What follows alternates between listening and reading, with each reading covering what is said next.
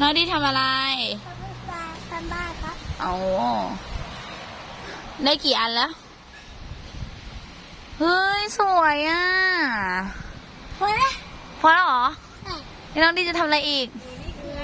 ทำปลาฉลาม อ่ะทำเลย เป็นปลาฉลามแบบนี้เหรอ ใช่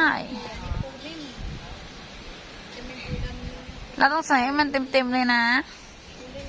ต้องใส่แบบนั้นเลยเหรอ มันง่ายกว่าใช่ไหม ใช่ วันนี้เราก็พาน้องดีไปเที่ยวทะเลนะคะ แต่ว่ามาแบบไม่ได้ตั้งใจ